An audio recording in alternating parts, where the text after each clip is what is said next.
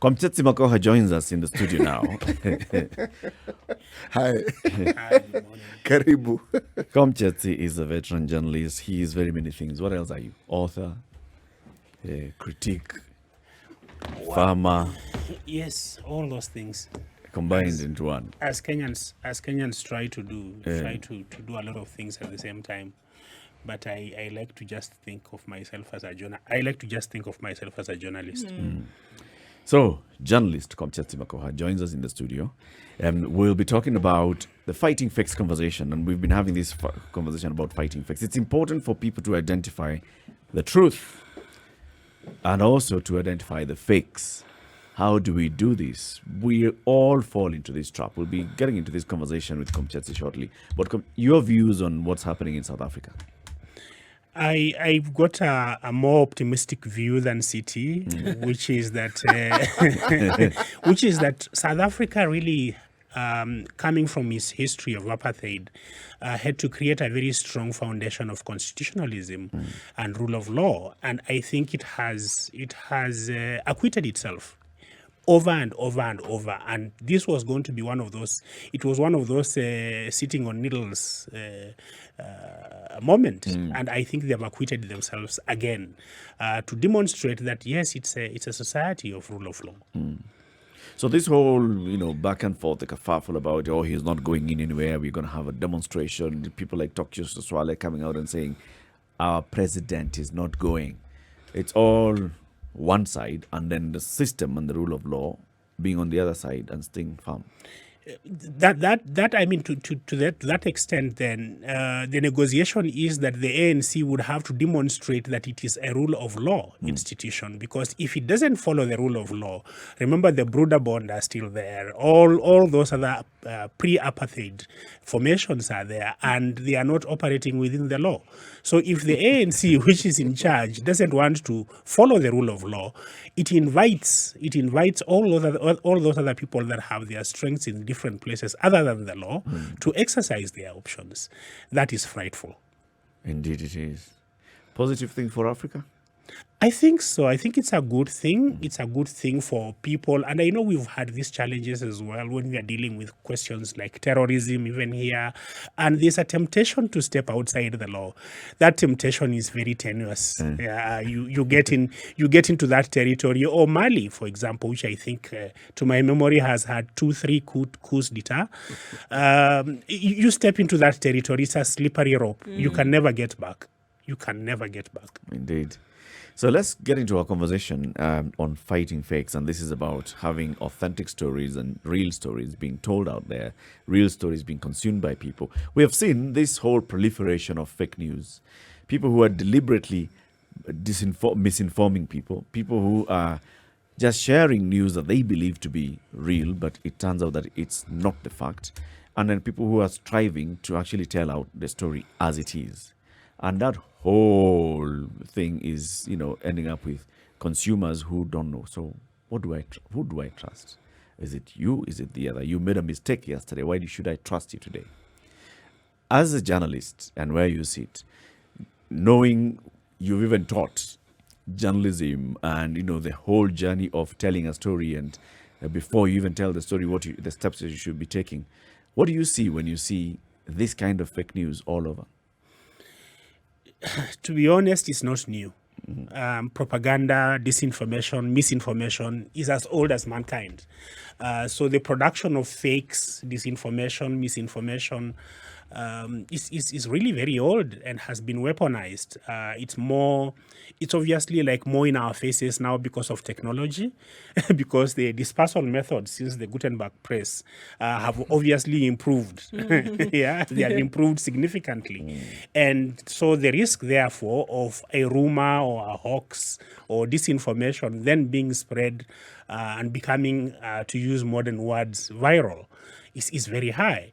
And so you find that the potential then to even generate violence is that much more there.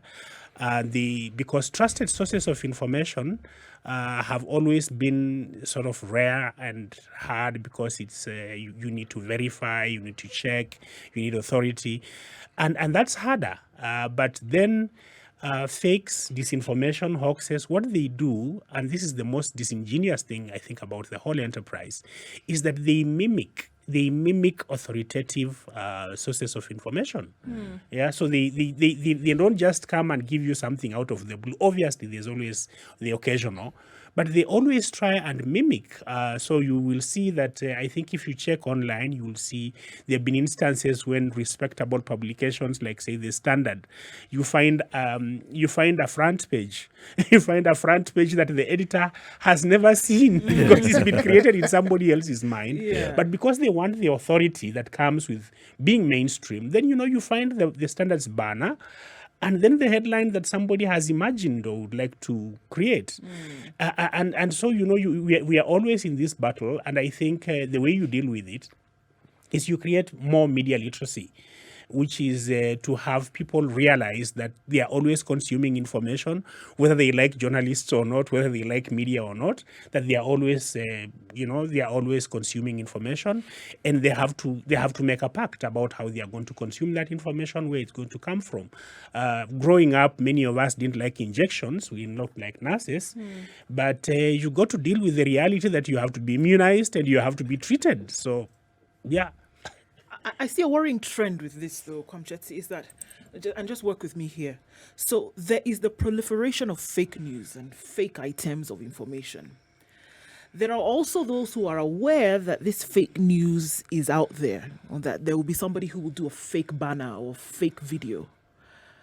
And so if the truth should actually come out, they will now peg it as fake news, knowing very well that this has historically been done. Where do you lie on that? Because some people will say this could actually come out and it was true, but for whatever reasons, optics, PR, etc., I will now label it as fake to dissuade people from believing in that. So we've gone off on the total on a different end here, because people are using the belief against the very same thing. So there's fake labeling of the truth as fake. Exactly.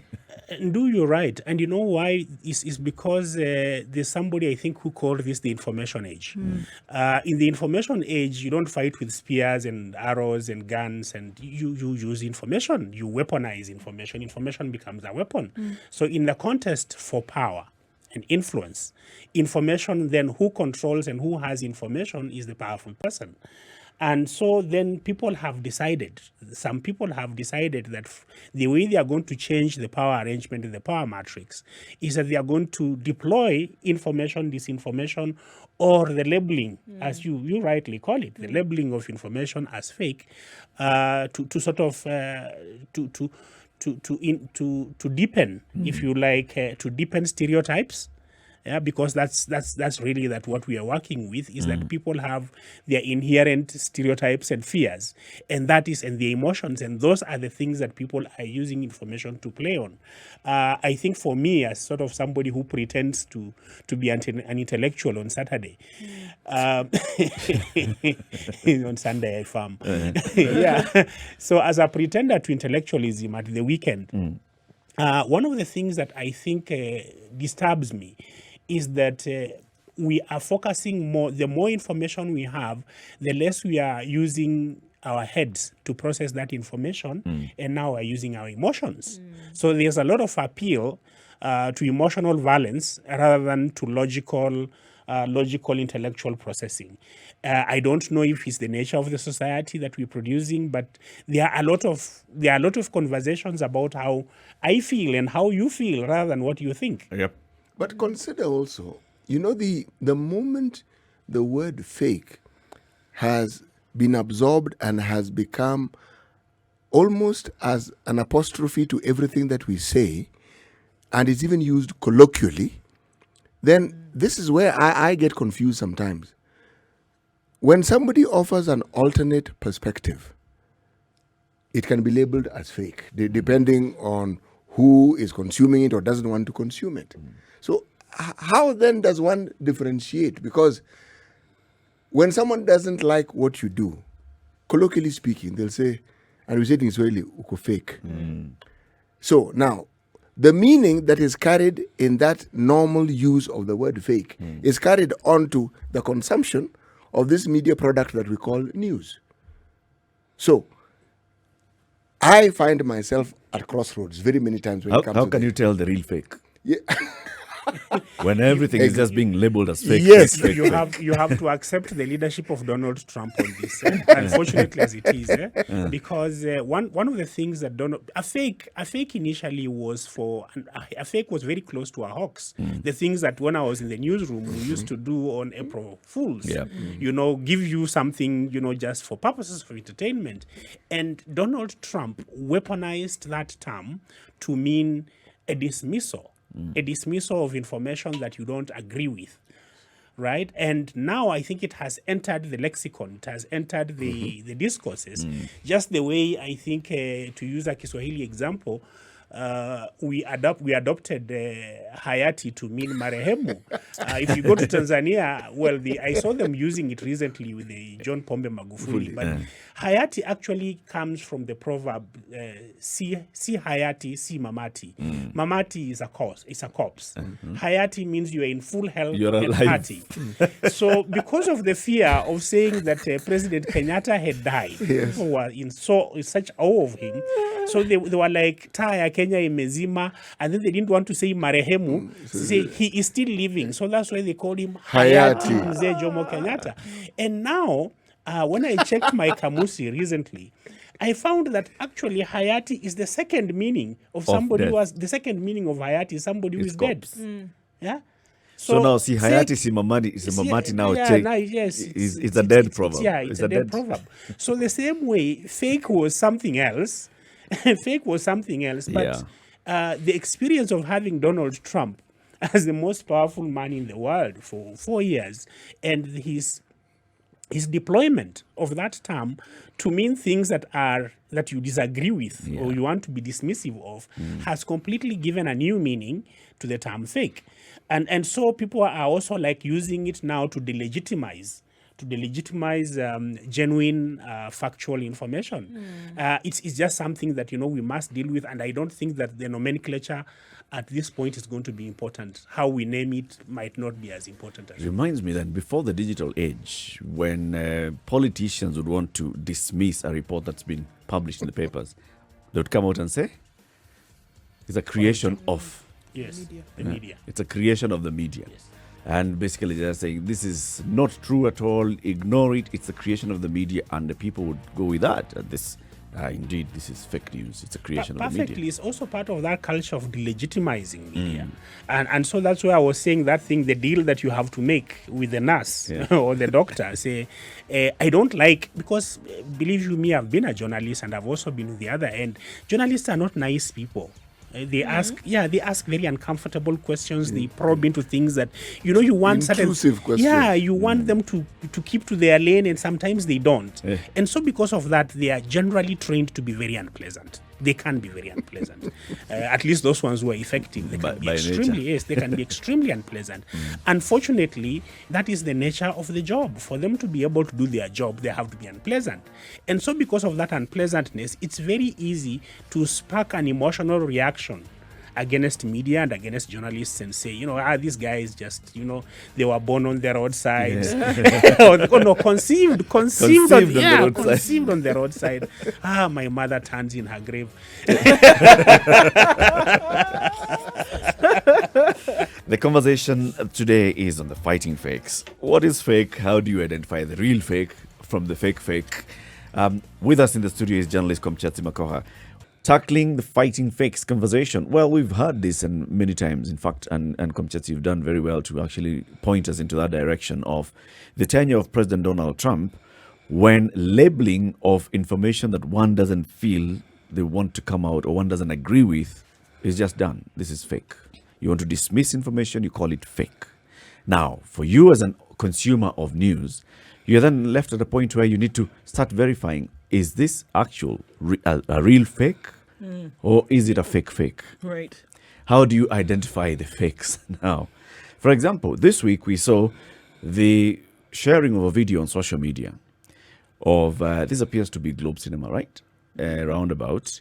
And there's a traffic police officer who's on the phone There is what appears to be a dash cam on a vehicle that's been stopped by the police, and as others are passing. And then a group of people on a motorbike come and they appear to be snatching a mobile phone from the traffic policeman. It was shared on social media and it was a big concern. The National Police Service released a statement via Twitter, said, our investigations have revealed that a video circulating on social media insinuating to be of a police officer being snatched of a phone is a manipulated video whose intention is malicious. We urge members of the public to ignore it. Now, here you are, you've looked at the video. There's nothing about that video that, triggered your mind to think that this could be fake. And then here are police telling you, we've investigated and this is fake. How do you know whether it's a fake or But real more fake? significant, if you look carefully, did they actually snatch that phone? I don't know. Look at carefully. it. Look carefully. Did they There actually you go. snatch the phone? One, he's talking. They attempted to, but was the phone is actually white. snatched? Phone is white. The video, The clip phone is on the left hand of the police officer. It still is, even after the snatching attempt. Yeah, and I think... yeah. So are the police saying that this did not happen, or are they saying that the phone was not snatched? Yeah, so the two I think different things here. there are two unfortunate turns of events in terms of even public communication. One, and I think we were talking about this earlier, which is that disinformation, misinformation tends to play very close to reality. So one of the things that has actually happened, and I've witnessed this, I think, about 2 times in the past 1 week, which is that there has been a rising, this a spate of people on motorcycles snatching communication gadgets from people. It's Yes. almost an epidemic in Nairobi. Yes.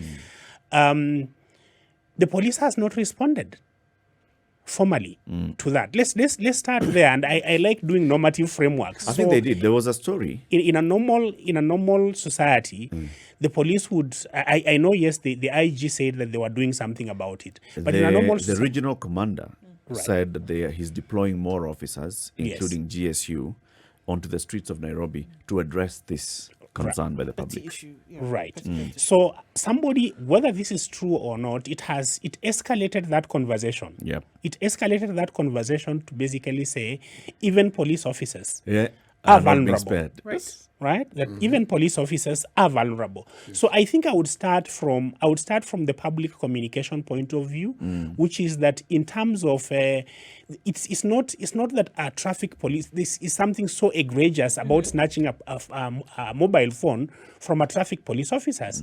As you know, our tradition is that we do not arm our traffic officers. Right. And we've actually even seen incidents in the past, very regrettable, of motorists having physical altercations Yep. with police officers Yep. who are doing traffic duty. Yes. So one of the things I think we all just must come back to is that it's not really a crisis that I think would have required this sort of reaction from the DCI. Unless, Kwam, maybe you can look at it in this way, unless this measures that you're talking about, number one, that crime has actually gotten so bad and no attention is being paid to it, and that even a police officer then can be robbed, Yes, right? yes. Or that it has gotten so bad that these criminals can even go Yes. and rob a police officer and still nothing is being done about it. Could it be then that labeling this as fake is to kind of quench the Reduce, message, yes, or to reduce the pressure. on the police to do something about the state of security in the city? I was coming to the second point. Okay. And the second point is, if this is fake news, the logical, proper, programmatic way to approach it for the police and the DCI, who have, I think, one of the finest cybercrime units. When I was working for the Standard, they summoned me and questioned me for a very long time. And they have very intelligent officers working there. The first thing they would have done was bring a person who is responsible for this and charged him in court. That's what police officers do. They don't issue press statements and Twitter denials. For me, that's the part that is disappointing for me. That the DCI, which Or has bring the actual video that has been manipulated. Say, I would this is actually the start- original video, and this is the person whose vehicle Yes. this dash cam is on. But Eric, I actually would start from that point where we were all being pressurized into let's pass the Cyber Crimes Act. It's law. Yeah. So one of the things that I would actually expect, and I'm going somewhere with this, one of the things I would expect the police to do is to enter this space of fake information or disinformation and use the law that we have passed to deal with it. Now, because the police and the state are also suspected to be participants in the creation of disinformation, they have been very reluctant to go into these spaces. So because of that, for example, you probably remember from the tenure of the former Chief Justice David Maraga, there were several so-called not genuine letters coming from the office of the Chief Justice. There have been a whole slew of videos attacking the judiciary. There have been other videos and other information that attacks. They could pick up on City Muga or somebody else tomorrow and completely defame him and do other things to him. And the police, whose job it is to investigate, has decided that this is not a crime. So although this is regrettable, if it is fake news, it is regrettable. My bigger regret is that the police are not approaching this professionally. Okay. Kwamchetsi, what about, if you're now living on the assumption that it is fake news, then we might have a situation whereby somebody is creating something to elicit a response. Because, and never to give any justification for anybody doing anything wrong, as it were, but if somebody's trying to pass a message, or if somebody's trying to say something about the state of affairs and creates this thing to get attention, it seems like it has worked. Absolutely. And marketing is a little different from journalism. So one of the things that I think people would do sometimes is in the days before they banned those creams, is that they would look at people who have a lot of melanin like myself and tell you, if you use this cream for 2 weeks, you're going to be lighter. And because they are speaking to an anxiety, they're speaking to a very existing anxiety. So people will always, I think, we can't run away from the possibility that people will employ lies, disinformation, to try and gain influence. There are even people who try to get jobs with the certificates that are not genuine. So I think it's genuine nature, it's human nature. So I don't think that we can entirely eradicate, but I think we can put controls. And one of the controls is to make sure that people who do that, especially like in this particular instance, people who use these kinds of tactics, and we have a legal framework for dealing with them, can we at least see if that the lengths to which that legal framework works? Now, when we look at it, is the converse is true, which is that the time when the Cyber Crimes Act is being used is deployed against young people who are using cyberspace to air their views, and they are being harassed because they've called either my deputy president or the leader of the opposition or the president one name too many. And really, this in my view, I think should call for a change in focus. A change in focus, because disinformation is a danger. It's true. I look at it, though, from the other angle, and I see what you're saying with the police. Police should have taken action in this particular video, for instance, and said, this is the person who's responsible for spreading or for creating this malicious video, as they call it. But then start from they have got to win the trust of the people. Many people who saw the tweet by the police would have thought, what do you mean? Come on, police. Just because it's one of your own, now you're trying to come and tell us that this is fake. I think start from proving that this is actually fake. Show us this is the original clip. It was filmed by so-and-so who is in this vehicle, and this is the original clip, and then you can see this is where the fake happens. It also goes into informing and creating that media literacy that you're talking about, how to identify the fake news. If indeed they have serious investigators who went through this video in a couple of hours and they were able to tell that this is a fake video, show us. Train us, teach us that this is fake, so we can know. And then say, the people who are responsible, we shall take them to court. And we shall present our evidence in court. We have seen police officers, state machinery, arresting people on the issue of fake news, of spreading malicious information, using misuse of whatever they call it, misuse of electronic gadgets. Dennis Itumbi, for example, has several cases in court, ongoing, on the same. Other bloggers have cases in court, they've been taken to court on the same. But What's the role of the police, the information department of the police, in now making people know this is how you can identify fake news? I think they have a role to play there. But you know what's also tricky? If something qualifies to be referred to as a blatant and obvious untruth, then it isn't difficult to dismiss it. But a lot of what now qualifies as what we're referring to as fake news, there is a very sizable dollop of truth in it. But just one little sliver, the slightest. And that is what changes the whole thing. Now, so it becomes very, very difficult for someone, even if you want to convince someone it isn't true, they'll focus on the bit that is believable and which can actually be proved. So that last bit, they'll say, no. If this is true, then this also whole must thing be should true. also be This also must be true. And you know, you're right. And I think about my experiences sometimes with doing public communication. And it comes also with the reputation that you have. For example, our police service, I think they probably do a decent job. Unfortunately, and they are very anxious to get into the public space and to be loved and to be liked. My prediction is that that's not going to happen in my lifetime. Because just historically, really, our police service was not set up as a service right from colonial time.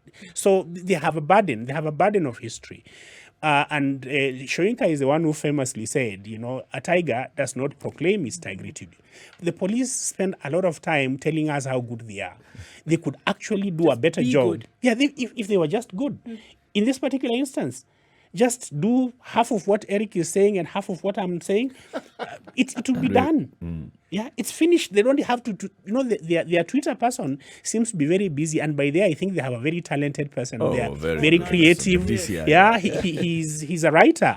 If I was He's a still storyteller. if I was still in my publishing days, I would seek him out and say, how do we do a novel out of it? He's really a very gifted writer.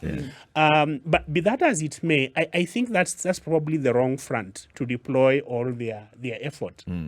They could just, for example, just show up, even if it's a half-hearted attempt. And of course, I'm reminded recently when the KTN reporter, Purity Mombia, did her story on the trade in guns and so on. And the DCI director, came out guns blazing and spent 2 hours lecturing us about, how guns are done and so on and so forth, basically to discredit. So there's a whole industry of discrediting information. And I think we need to, and I think if you also look at the public emotional temperatures, you realize that that one Purity Mwambia 76, DCI 24, right? So please, Pareto principle, don't spend 80% of your energy doing something that gives you only 20%. 20%. Right. Right, reverse, do 20% that gives you 80%. You know what you're fighting against here is the tyranny of habit. Yeah, true. Yes. Yeah. When and it's even worse for individuals, institutions, or people within institutions that will actually have real power. And the police force, the police service have real power. And it's backed by the law. Remember, they are implementers of it. So it's real power. Now, when that real power is in your hands, the things it can do to you, forget what it can do for you, okay? This is what we're always this is what we're always battling with, okay? Because and that is why the relationship with the general public and our police service is where it's at. Because someone feels you are given this power to actually assist me. But you're doing the complete opposite with this power, which I, as an individual, know I have actually given to you. Yes. Well, as we continue, let's just give due accreditation. Yes, Purity Mwambia formerly worked at KTN. That story she did that's true. at Citizen. Okay. Sorry, yeah. Thank you. It's a slip, obviously. As we look at public institutions and the relationship with the public, as somebody who has also worked in public, you are a communication advisor for the CJ, the former Yes, former CJ. you are then inundated with all these questions and reports that appear, and you can see the slant of this story is giving a different impression from actually what has happened. And I'm sure there are very many instances where you face that. There's a story that has been published, there's a story that has been told on radio, on TV, and you can see the overall output of the story is giving a different impression from what actually happened. Now, how do you deal with that as a public officer? How does a public institution or any even private institution address that? Because they want to come and dismiss. They want to come and say, no, this is not the case. This is the actual case. But the public has already been conditioned by the media to take a story from the one angle. Two ways is to engage. I remember an incident when the former Chief Justice visited New York, and there was a report in one newspaper, one major newspaper, not the Standard, that said he had apologized for the decision of the Supreme Court in the 2013 presidential election. I was not in New York myself, but I was quite astounded because I did not think that was in the character of Dr. Willie Mutunga to make that kind of remark. The conversations I had had with him after they had made that decision were to the complete contrary of what was published. And it was, mainline. It was a mainline news story running. So I engaged with the editor, who was obviously very defensive. Because I think we have a tradition in journalism that says, I stand by the story. Yes. Right? That's So the we first like to reaction. stand by the story, the first reaction. But when we did engage with the editor, we were able to demonstrate, one, that the meeting where the former Chief Justice is supposed to have made this remark was actually not attended by anybody else except then Ambassador Elkanah Odembo, and he had not spoken to this journalist. The judge whom Justice Mutunga was meeting had not spoken to the journalist. Justice Mutunga had not reached out or met with any journalist. There was no picture of that meeting. In fact, this reporter was reporting from Delaware, which is to the west of the country, Right. and this meeting was in New York, which is a leap of the imagination. So it was a very lengthy process, and there were a lot of frayed nerves, and I can say that words were exchanged, even though these are very, very close. These are very close colleagues. Yes. But ultimately, it was resolved because we were able to demonstrate that, look, in this particular era, I know that you have a tradition of telling the truth, but in this particular instance, you've made a mistake. So because we were just having this conversation, it's sort of like we were able to settle that. It's very difficult, especially, and City was mentioning this, when you're in the position of power, especially when it comes to questions of information, your posture is everything. If you are going to posture and start saying, we want you arraigned before the Supreme Court on contempt charges, then that escalates it. It escalates it completely to a completely wrong level. So one way is actually to engage. The second is actually to put out information that is correct. Similar instance again when I was working there was, we had the very, very unfortunate Garissa attack, and 152 young souls perished in that attack. And the president made a decision to say the recruitment of police officers that had been suspended by dint of a court order, he had lifted that, and he wanted them to report to Kiganjo on Monday morning. This was over the weekend. And this is a very, very difficult and intense situation. And when everybody was saying, you need to issue a statement condemning the president and doing all sorts of things, I was really agonizing because the posture at that moment was the balance of power was with the judiciary. Yeah. And so the bigger person, the judiciary needed to be the bigger institution. And it was. And so because of just reaching out and explaining that actually you can't do that, when you do that, that's illegal. You do illegal things, it will be very difficult for police officers to come to court and get an audience, even at the magistrates. And I think somebody was able to understand that. And so they walked back from it. So one of it is just to understanding where you are within that power matrix. It's engaging. But, you get to a point where a story is out, has been published, and then you're not even a public institution, even a private company, but it is completely Or even damaging. individual. Yeah, or an individual. It's completely damaging to your reputation, to your business, and you want to reach out, and the editor first tells you, "We stand by our story, my friend," and they bang the phone on you. What do you do next? And here you are, you release a statement saying, okay, what has been reported in the media, we want to state that this is Clarify. the actual information. And you're basically being played against the media, which is the most trusted when it comes to information. There are avenues for recourse, and even though I am not one of the greatest fans of the Media Council of Kenya Act, there is actually a media council. There is a media council, and it works. Yes. It works because people have gone there and they have gotten justice. I remember former First Lady Lucy Kibaki had an issue with the media that she felt very, very strongly about, and ultimately lodged a complaint to the Media Council. And through mediation and discussion, they were actually able to come to an amicable settlement. Yeah. There are other instances where the Media Council has actually slapped media organizations, some of which I know and have worked for, with very, very punitive, very heavy, if you like, sanctions. And that is as it should be, because media is not a law unto itself. Media works within an ecosystem where there are rules of engagement, and if they make a mistake, there are consequences. All of us, one of the things I think, even I, who is slightly out of practice, when I occasionally write or go into spaces like this, the thing that is always ringing at the back of my mind is the code of ethics for the practice of journalism. Right. Indeed. And if you don't adhere to those codes, then there are sanctions, and those sanctions sometimes can be, by the time you are recovering. I remember an incident, I think, when one of our colleagues lost their job and their earning and so on.